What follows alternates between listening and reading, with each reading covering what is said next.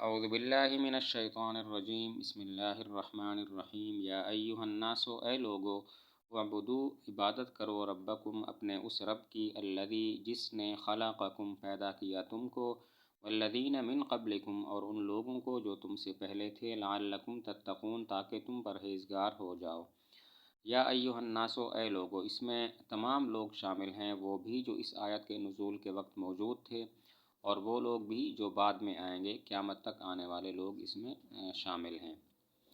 یا ایھا الناس سے مراد تمام لوگ ہیں، وہ لوگ بھی جو اس وقت موجود تھے اور وہ لوگ بھی جو بعد میں آئیں گے، قیامت تک آنے والے لوگ اس میں شامل ہیں۔ تمام لوگ کیوں شامل ہیں؟ اس کی چند وجہ ہیں۔ پہلی وجہ یہ ہے کہ حضور صلی اللہ علیہ وسلم کی شریعت مطہرہ تمام لوگوں کے لیے ہے جو قیامت تک آنے والے ہیں۔ دوسری وجہ یہ ہے کہ الناس معرف باللام ہے، الناس جمع معرف باللام ہے اور جمع معرف باللام عموم پر دلالت کرتی ہے، اسی وجہ سے سارے لوگ مراد ہیں۔ اور تیسری وجہ یہ ہے کہ صحابہ کرام رضی اللہ عنہم نے بھی اس آیت کے عموم سے استدلال کیا ہے، آیت کا عموم مراد لیا ہے۔ تو الناس سے مراد سارے لوگ ہیں۔ اس کی چند وجہ ہیں۔ پہلی وجہ یہ ہے کہ حضور صلی اللہ علیہ وسلم کی شریعت مطہرہ تمام لوگوں کے لیے ہے۔ نمبر دو، یہ الناس جمع معرف باللام ہے اور جمع معرف باللام عموم پر دلالت کرتی ہے۔ اور نمبر تین، صحابہ نے بھی الناس سے مراد عموم لیا اور عموم سے استدلال کیا ہے۔ اعبدوا ربکم اپنے رب کی عبادت کرو۔ یہاں پر سوال ہوتا ہے کہ اعبدوا ربکم فرمایا، اعبدوا اللہ نہیں فرمایا کہ اللہ کی عبادت کرو، اس کی کیا وجہ؟ اعبدوا ربکم فرمایا، اعبدوا اللہ نہیں فرمایا کہ اللہ کی عبادت کرو، اس کی کیا وجہ؟ جواب یہ ہے کہ رب تربیت سے ہے اور تربیت کا معنی پرورش کرنا، اور پرورش کرنا عبادت کا سبب ہے، تو اسی سببیت کی طرف اشارہ کرنے کے لیے فرمایا ربکم۔ جواب یہ ہے رب تربیت سے ہے اور تربیت کا معنی پرورش کرنا، اور پرورش کرنا سبب ہے عبادت کا، تو سببیت کی طرف اشارہ کرنے کے لیے فرمایا ربکم اپنے رب کی عبادت کرو۔ اعبدوا ربکم پر ایک سوال یہ ہوتا ہے کہ جب کہا الناس سے مراد سارے لوگ ہیں تو سارے لوگوں میں تو کفار بھی شامل ہیں، اور تو یہ حکم کفار کو بھی ہوگا کہ اپنے رب کی عبادت کرو، حالانکہ عبادت کے لیے ایمان شرط ہے اور ان میں ایمان نہیں ہوتا۔ سوال ہوتا ہے جب الناس سے مراد سارے لوگ ہیں تو سب لوگوں میں تو کافر بھی شامل ہیں، تو اعبدوا ربکم کا مطلب ہوگا کفار کو بھی یہ حکم ہے کہ اپنے رب کی عبادت کرو، حالانکہ کفار عبادت کے مکلف نہیں ہیں، کیونکہ عبادت کے لیے ایمان شرط ہے اور ان میں ایمان نہیں ہے۔ جواب یہ ہے عبادت کا حکم سب کو ہے، فرق اتنا ہے کہ کفار کو یہ حکم ایمان لانے کے بعد ہے، اور تو جواب یہ ہے کہ عبادت کا حکم سب کو ہے، کفار کو بھی اور مسلمانوں کو بھی، لیکن فرق اتنا ہے کہ کفار کے لیے عبادت کا حکم ایمان لانے کے بعد ہے، تو اب کفار کے حق میں مطلب یہ ہوگا ایمان لانے کے بعد اپنے رب کی عبادت کرو۔ اور دوسرا جواب یہ ہے کہ عبادت سے مراد یہاں پر توحید ہے، تو مسلمانوں کے حق میں اعبدوا ربکم کا مطلب ہوگا توحید پر جمع رہو، اور کفار کے حق میں اعبدوا ربکم کا مطلب ہوگا توحید کو اختیار کرو۔ دوسرا جواب یہ ہے کہ عبادت سے مراد یہاں پر توحید ہے، تو مسلمانوں کے حق میں اس آیت کا مطلب ہے اعبدوا ربکم توحید پر جمع رہو، اور کفار کے حق میں اس کا مطلب ہے توحید کو اختیار کرو۔ الذی خلقکم جس نے تمہیں پیدا کیا، یہ اعبدوا ربکم کی یہ ربکم کی صفت ہے، اور اس کو ذکر کیا گیا تعظیم اور عبادت کی علت بیان کرنے کے لیے۔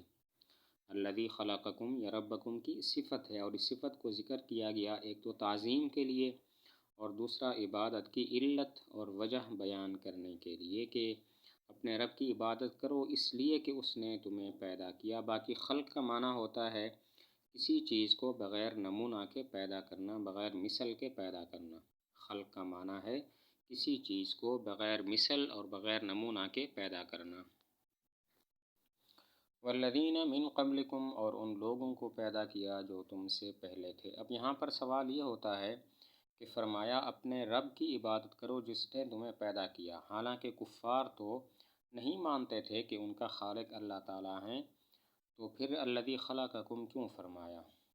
سوال یہ ہوتا ہے کہ فرمایا اس رب کی عبادت کرو جس نے تمہیں پیدا کیا۔ کفار تو نہیں مانتے تھے کہ ان کا خالق اللہ تعالیٰ ہے، وہ تو اللہ تعالیٰ کا انکار کرتے تھے، پھر کیسے فرمایا اس رب کی عبادت کرو جس نے تمہیں پیدا کیا؟ جواب یہ ہے، دو جواب ہیں۔ پہلا جواب یہ ہے کہ کفار اللہ کے خالق ہونے کو مانتے تھے، جیسا کہ ایک اور آیت میں ارشاد ہے وَلَئِن سَأَلْتَهُم مَّنْ خَلَقَهُمْ لَيَقُولُنَّ اللَّهُ، کہ اگر آپ ان سے پوچھیں کہ تمہیں کس نے پیدا کیا تو وہ کہیں گے اللہ تعالیٰ نے پیدا کیا۔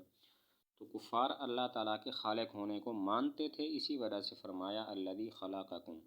دوسرا جواب یہ ہے کہ اگر مان لیں کہ وہ نہیں مانتے تھے تب بھی اللہ کا خالق ہونا ادنا غور و فکر سے معلوم ہو سکتا ہے، اسی وجہ سے فرمایا الذی خلقکم، جس نے تمہیں پیدا کیا۔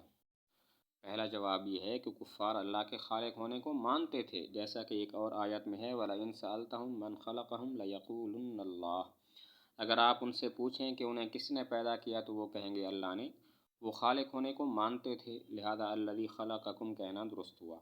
دوسرا جواب یہ ہے کہ اگر مان لے وہ اللہ کے خالق ہونے کو نہیں مانتے تھے تو اللہ تعالیٰ کا خالق ہونا ایسی چیز ہے جو ادنا غور و فکر سے بھی معلوم ہو سکتی ہے، تو فرض کر لیا گیا کہ وہ اللہ تعالیٰ کے خالق ہونے کو مانتے تھے، اسی وجہ سے فرمایا الذی خلقکم لعلکم تتقون۔ یہ ما قبل کی علت ہے کہ یعنی خلقکم کی علت ہے کہ اللہ تعالیٰ نے تمہیں پیدا کیا، لعلکم تتقون، تاکہ تم بچو، تاکہ تم پرہیزگار بنو۔ الذی، وہ، جعل لکم الارض، جس نے بنایا تمہارے لیے زمین کو، فراشن، بچھونا، والسماء بناء، اور آسمان کو چھت، وانزل من السماء، اور اتارا آسمان سے، ماء، پانی، فاخرج به، پس نکالا اس کے ذریعے، من الثمرات، پھل، نکالے اس کے ذریعے پھل، رزقا لکم، تمہارے کھانے کے لیے، فلا تجعلوا، پس مت بناؤ، للہ، اللہ کے لیے، اندادن، شریک، وانتم تعلمون، اس حال میں کہ تم جانتے ہو۔ الذی جعل لکم الارض فراشا، جس نے زمین کو تمہارے لیے بچھونا بنایا، یعنی نہ زیادہ سخت ہے نہ زیادہ نرم ہے، اس قابل ہے کہ اس پر انسان رہائش پذیر ہو سکتا ہے۔ زمین کو تمہارے لیے بچھونا بنایا، یعنی نہ تو بہت زیادہ نرم ہے نہ بہت زیادہ سخت ہے، بلکہ ایسی حالت پر ہے کہ انسان اس میں سکونت پذیر ہو سکتا ہے۔ والسماء بناء، اور آسمان کو چھت بنایا۔ بنا مصدر ہے اور اسم مفعول کے معنی میں ہے، اور مطلب اس کا یہ ہے کہ آسمان کو چھت، تمہارے اوپر آسمان کا خیمہ جو ہے وہ نصب کیا، آسمان کو چھت بنایا یعنی آسمان کا خیمہ تمہارے اوپر نصب کر دیا۔ وَأَنزَلَ مِنَ السَّمَاءِ مَاءً فَأَخْرَجَ بِهِ مِنَ الثَّمَرَاتِ رِزْقًا لَكُمْ، آسمان سے پانی اتارا اور پھر اس پانی کے ذریعے پھلوں سے، اس پانی کے ذریعے پھل نکالے، رزقا لکم، جو تمہارا رزق ہیں، تمہارے کھانے کے لیے ہے۔ تو یہاں پر سوال یہ ہوتا ہے کہ یہ پھلوں کا پیدا ہونا تو محض اللہ تعالیٰ کی قدرت کی وجہ سے ہے، پھر اللہ تعالیٰ نے یہ کیوں فرمایا کہ پانی کے ذریعے، پانی کی وجہ سے پھلوں کو نکالا؟ سوال یہ ہے، پھلوں کا نکلنا، پھلوں کا پیدا ہونا تو محض اللہ تعالیٰ کی قدرت کی وجہ سے ہے، پھر کیسے فرمایا فَأَخْرَجَ بِهِ، پانی کی وجہ سے اللہ نے پھل نکالے؟ جواب یہ ہے کہ پانی پھلوں کے پیدا ہونے کا ظاہری سبب ہے، اسی وجہ سے فرمایا فَأَخْرَجَ بِهِ۔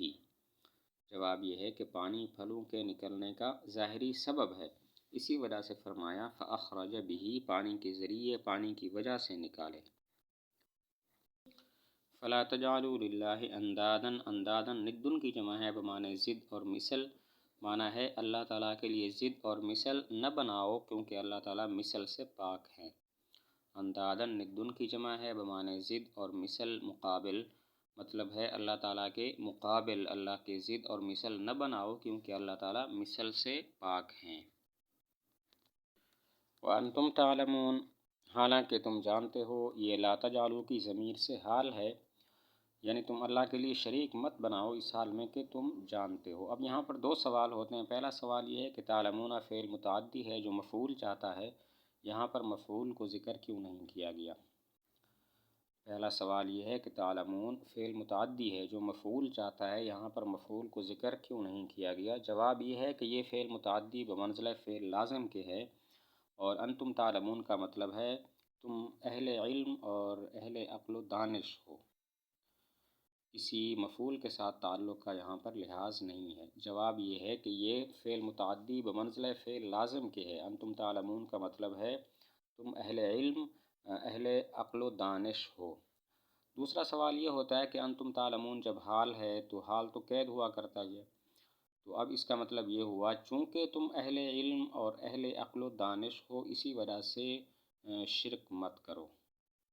تو اس سے لگتا ہے کہ اگر اہل علم اور اہل عقل و دانش نہ ہوتے تو شرک جائز ہو جاتا، حالانکہ شرک تو کسی صورت میں بھی جائز نہیں ہے۔ دوسرا سوال یہ ہے کہ جب یہ حال ہے تو حال تو قید ہوا کرتا ہے، تو اب مطلب یہ ہوگا چونکہ تم اہل علم اور اہل عقل و دانش ہو اسی وجہ سے شریک مت ٹھہراؤ۔ تو لگتا ہے کہ اگر اہل علم اور اہل عقل و دانش نہ ہو تو پھر شرک جائز ہو جائے گا، حالانکہ شرک تو بالکل کسی صورت میں بھی جائز نہیں ہے۔ جواب یہ ہے کہ یہ حال ہے لیکن مقصد قید نہیں ہے، مقصد دھمکی ہے کہ تم اہل علم و عقل اور اہل دانش ہو، اس کے باوجود بھی تم شرک کرتے ہو تو تمہارے لیے عذاب تیار ہے۔ جواب یہ ہے کہ یہ حال ہے لیکن مقصد قید نہیں ہے، مقصد دھمکی ہے کہ تم اہل علم ہو، اس کے باوجود بھی شرک ٹھہراتے ہو تو تمہارے لیے دھمکی ہے، تمہارے لیے پھر عذاب تیار ہے۔